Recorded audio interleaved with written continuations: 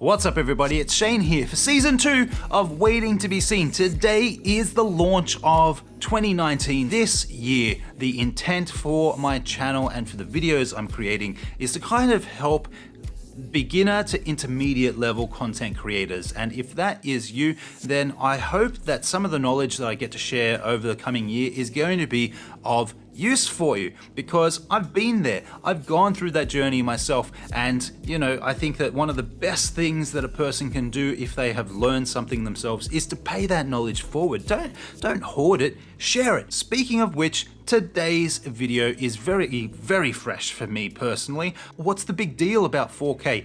Is it a big deal? If that's something you've wondered yourself, then you're going to want to stick around for today's video. This is how we do it. Let's start today's video by giving you a super quick history lesson when it comes to ratios in TV and, as we are today, on internet. Back in a galaxy far away, a long time ago, actually it wasn't that long ago, but it was long enough, there was a thing called standard definition. In Australia, standard definition, in terms of pixel and line resolution, it was 720 by 576. That was TV. It was 4 by 3. Then we went widescreen. What? 16 by 9. But it was still standard definition, actually. Instead of being 720 by 576, it became 1024 by 576. You suddenly had more space horizontally, then the world started to change, and we went to the first step of high definition, jumping up to 1280 by 720p. Instead of an interlaced image, it was progressive, and that's a different story. I won't get into it. From 720p in very quick succession, we went up to 1080p, or full HD. So that was 1920 by 1080. I've been researching this a little bit over the last few months because I have been looking at the opportunity of upgrading the cameras here for LifeSource, which I do part-time work for, to 4K cameras. And it's been super fascinating to learn some stuff about this personally. If you do photography and you do digital photography, then you know a lot about megapixels in terms of language. Whenever you're looking at a new camera, it's like, oh, there's this many pixels. Standard definition television, and that includes the widescreen standard definition television, only had half a megapixel of resolution. Half a megapixel.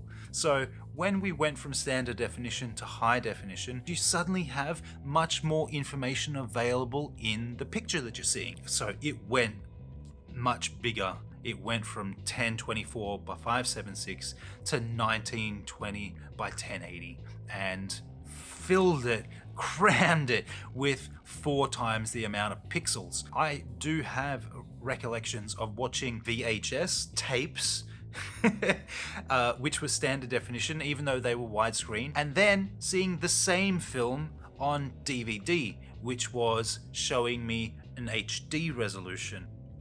It was like, how have I don't understand. Everything is just so much crisper and clearer. Today, I understand. I also know why 4K is exploding in the same way that HD was, because we have once again increased the pixel resolution by 4 times. And so you're now talking about 8 megapixels that are available. And dude, 8 megapixels compared to standard definition of half a megapixel, the quality is incomparable, and yet people still and ah about whether or not going to 4K is worthwhile. Certainly going to 4K from HD. Personally, yes, I am an advocate for upgrading to 4K on that alone. But there are some provisos, and I want to talk about those because I want to do you justice in terms of sharing some of the stuff that I've been learning over the past few months. 4K is high resolution, which is fantastic, but video, digital video in particular, isn't just about the resolution. It's also about the level of detail that's captured per pixel. And that is a big influence on the type of camera and the type of end product that we create as content creators. one of the big things that you need to consider, and I've needed to consider, is whether or not you capture in 8-bit or 10-bit. Now I know it's tech geeky kind of talk and I don't want to turn you off, but let me just kind of explain why it's a big deal. If you're in print space, then you would know it as CMYK. For cameras, whether it's photography or videography, you are working in an RGB space. In 8-bit, each one of those colors records a number of levels that are available, and I think if I remember correctly, it's 256 levels for each one of those colors. But that meant that a camera capturing 8-bit could replicate just over 16 million colors. That's a big deal. If you have a camera that is recording in 8-bit, then that's pretty great. But technology's moved on and there is a massive difference. 4K is 4 times the pixel resolution. Going from 8-bit to 10-bit is going from 256 levels per channel to 1024 levels per channel, which in turn means that a 10-bit camera can see just over 1 billion colors. I mean, come on, man. 16 million versus 1 billion or 1,000 million.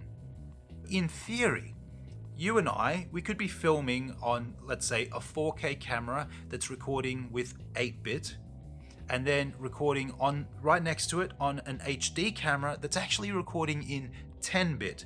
If we take our 8-bit footage and downscale it so they're actually both the same size and pair them side by side, the HD footage will more than likely look better, even though the pixel resolution is 4 times smaller.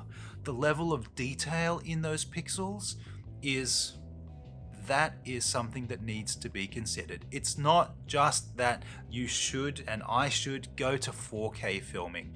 We should go to 4K filming in 10-bit. And I mean, that's one level of complexity down from 4K as a conversation. From there, we can then go down to subsampling and how camera codecs deal with each one of those channels. When you get to that level, you're talking intermediate up to advanced, right? If you're somebody that is beginner up to intermediate, then I would encourage you, yes, go for 4K. It is worth the jump for the pixel resolution alone. But if you can, also try and get your head around finding some kind of way to record in 10-bit. I mean, if you do green screen work, just think about it. 16 million colors versus 1 billion colors. Imagine just how fine your cutting will be when you key out that green. It makes a real practical difference for people. And so unfortunately, most consumer mirrorless cameras, they don't, and even DSLRs, I guess, don't record 10-bit internally. You should consider looking at an external recorder that can record 10-bit for you. As I said at the top, I just wanted to share some information for you that I think would be of use if you're beginning up to intermediate level as a content creator. So if this conversation about 4K and whether or not it's something that's worthwhile has been useful for you, then please give me all the feels. Give me all the feels. Click on the big old thumbs up button down below, like the video, and if you have not yet subscribed to the channel but think that videos like today might be of use for you, click on that big red subscribe button down below. Click on the notification bell right alongside that, and YouTube, they'll do the rest. They'll let you know as soon as the latest content drops week to week. And on that note, I am finished up for today. Thanks so much for stopping by. This is Shane for Waiting to Be Seen. I hope you have a fantastic week ahead, and I will see you next week. Bye. That's gonna leave a mark. What? Whew. Oh, Hello. are you filming? Yes. Oh, sorry. Oh, sorry. What? What do you need? I'm not going to be long. Really? Yeah.